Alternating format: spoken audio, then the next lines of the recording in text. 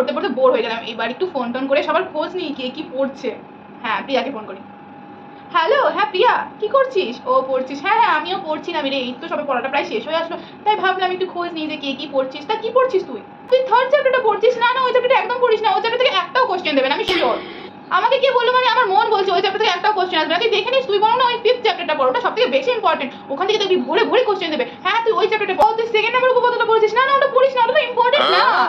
Sir বলেছিল important, তাতে কি হয়েছে? কিন্তু আমি তোকে বলছি শোন, তুই ওটা একদম ইম্পর্টেন্ট, তুই বরং একদম শেষের উপপাদ্যটা পড়ে দেখবি, ওটা সবথেকে বেশি ইম্পর্টেন্ট, ওটা এক্সামে। আর তুই তো জানিস স্কুলে সবাই জানে যে আমার মন কতটা ঠিক বলে। আর আমি না গত 6-7 বছরের কোশ্চেন গুলো সব পড়ে পড়ে দেখেছি, তা দেখে যা বুঝলাম যে এই চ্যাপ্টার গুলো বেশি ইম্পর্টেন্ট না, আমি যেগুলো তোকে বললাম সেগুলো বেশি ইম্পর্টেন্ট। আচ্ছা ঠিক আছে, এখন রাখছি, আমাকে পড়তে হবে। হ্যাঁ হ্যাঁ।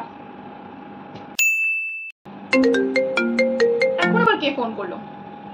ও মা, টিয়া। টিয়া কেন এখন ফোন করছে? নির্ঘাত আমার কাছে নোট চাইবে বা সাজেশন চাইবে, সেই জন্যই ফোন করছে। আমি একদম ফোনটা ধরবো না, কেটে দিলাম। আবার ফোন করছে?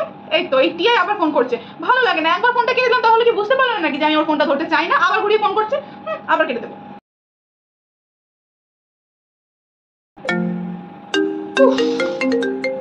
এবার তো দেখছি ফোনটা ধরতেই হবে। হ্যালো, ও প্রিয়া, হ্যাঁ হ্যাঁ বল। না না আসলে আমার ভাই মনে হয় ফোনটা নিয়ে গেম খেলছিল, তাই সে কেটে দিয়েছে।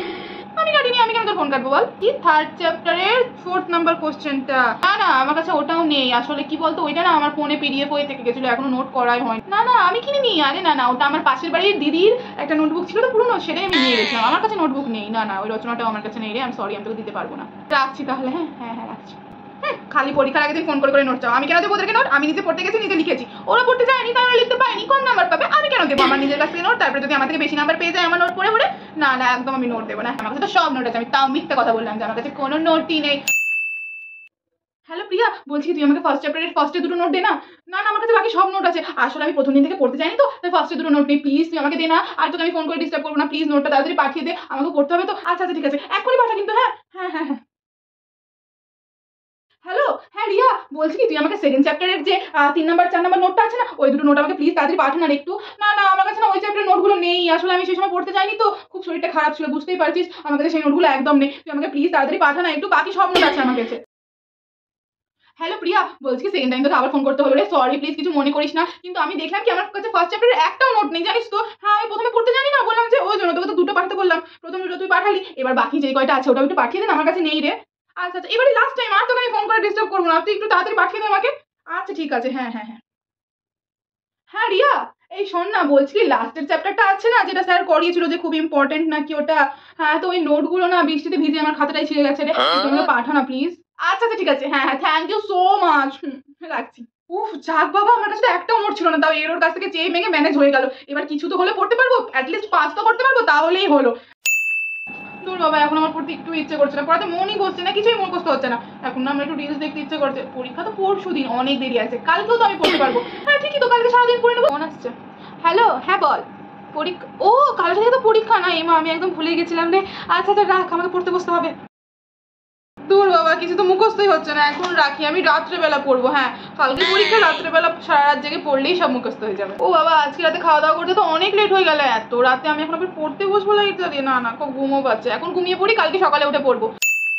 আমি তো কতবার করে পড়ছি, তো এরকম কেন হচ্ছে আমার সাথে? আমার মাথায় কি গোবর মনে লাগে, কিচ্ছু মনে রাখতে পারছি না, সব পয়েন্ট গুলো ভুলে যাচ্ছি, পয়েন্ট ভুলে গেলে আমি নোটগুলো লিখবো কিভাবে? আমি নির্ঘাত কালকে কিচ্ছু পড়বো না। ও মা, আমি যেগুলো পড়েছি সেগুলো যদি কালকে পরীক্ষায় না আসে তাহলে তো কিচ্ছু লিখতে পারবো না মা, তাহলে কি করবো? আমি তো ফেল করে দেবো, আমি তো পাসই করতে পারবো না।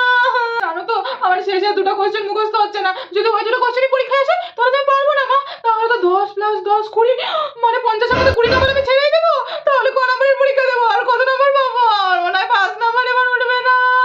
আরো ভালো মতো পড়ি, আরো ভালো করে পড়ি, অনেকবার করে পড়ি, তাহলে ঠিক মনে থাকবে।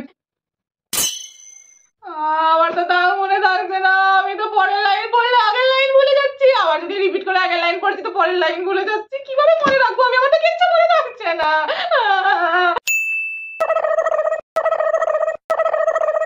হ্যালো, হ্যাঁ বল। আরে বাবা আমাকে ফোন করে ডিস্টার্ব কেন করছিস? আমি পড়ছি তো, তাই না? আমার পড়া থেকে বারবার মনটা তো সরে যাচ্ছে ফোনের রিংটা বাজলেই। হ্যাঁ আমি তো সবকিছু করেছি, কিন্তু তোর কাছে নেই। ও বাবা একটাও নোট নেই? বা তাহলে সারা বছর পড়তে গিয়ে কি করেছিস রে তুই? একটাও নোট নেই তোর কাছে? না না আমি পড়ছি, হ্যাঁ আমার ওইসব পড়া হয়ে গেছে, আমি এখন আমার 4th চ্যাপ্টারটা রিভিশন করেছি, বাকি সবকিছু হয়ে গেছে আমার। আচ্ছা ঠিক আছে, আমি পাঠাচ্ছি তোকে নোট। আর যদি আমি তোকে নোট পাঠাতে ভুলে যাই তাহলে তুই আমাকে 5 ঘন্টা করে ফোন করিস। হ্যাঁ তো কালকে পরীক্ষাতে কি হয়েছে আমি তাই তোকে ঠিক পাঠিয়ে দিব। এবার তুই রাগ আমাকে বারবার ফোনটা করে ডিস্টার্ব করিস না, আমার পড়া থেকে মন হটে যাচ্ছে। উফ বাবা, এটা নিজেরা রোজ রোজ পড়তে দেবে না, পড়তে না গিয়ে বয়ফ্রেন্ডের সাথে ঘুরে বেড়াবে, এখন পরীক্ষার সময় নোট দে, এই দে সেই দে। হ্যাঁ হ্যাঁ, এই কোশ্চেনের অ্যান্সারটাও মনে হচ্ছে ইম্পর্টেন্ট, এটাও লিখে নিই। স্যার তো বলেছিল এই কোশ্চেনটাও ইম্পর্টেন্ট, তাহলে এটাও আসতে পারে। হ্যাঁ, এর অ্যান্সারটাও লিখে নিই। একদম ছোট ছোট চিরকুটগুলো তৈরি করতে হবে যেন খুব সহজেই লুকানো যায়। এই তো আমার সব চিরকুটগুলো রেডি, একদম ছোট ছোট করে কেটে ছোট ছোট করে মুড়িয়ে নিয়েছি। এবার আমি এগুলো খুব সহজেই লুকিয়ে নিতে পারবো। কিন্তু আরো সবাই কি করছে, সবার খবরগুলো একটু নিই ফোন করে করে। হ্যালো, বলছি তোর চিরকুটগুলো রেডি হয়েছে তো? আরে হ্যাঁ হ্যাঁ, তুই আমাকে নিয়ে একদম টেনশন করিস না, আমি আমার সব চ্যাপ্টারগুলো একদম সুন্দর করে চেপে দিয়ে ছোট ছোট চিরকুটে পরিণত করে নিয়েছি। এবার এগুলো সহজেই আমি লুকিয়ে নিতে পারবো। আমার এই ধর 20-25টা চিরকুট হয়েছে, তুই সেগুলো নিয়ে একদম টেনশন করিস না, আমি ঠিক মোজার তলে, জুতোর তলে, চুলের ভেতরে, ওড়নার ভেতরে সব জায়গায় লুকিয়ে নিতে পারবো। তুই একদম চিন্তা করিস না, খালি তুই তোদের গুলোতে ভালো মতো ফোকাস কর। হ্যাঁ, একদম সুন্দর সুন্দর করে লিখবি যেন বোঝা যায়। ওই উপপাদ্যটা না না, ওই উপপাদ্যটা চিরকুটের মধ্যে লিখিনি। আরে বাবা, অত বড় উপপাদ্য ছবির সময় চিরকুটের মধ্যে আসবে নাকি?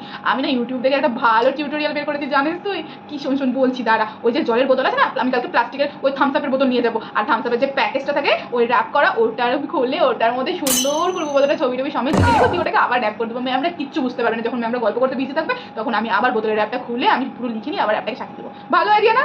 হ্যাঁ তুইও কর, বরং ওই লং কোশ্চেন টোশ্চেন যেগুলো আছে ওগুলোকে তুইও কর, ওইভাবে বোতলের মধ্যে লিখে নে। হ্যাঁ, সবাই একদম প্ল্যান মাফিক কাজ করছে, এবার আমাদেরকে পাস করতে আর কেউ আটকাতে পারবে না। এটাই তো মজা, সারা বছর না পড়ে এরকম করে চির করে সাজিয়ে নিয়ে গিয়ে পাস করে দাও ভালো নাম্বার নিয়ে।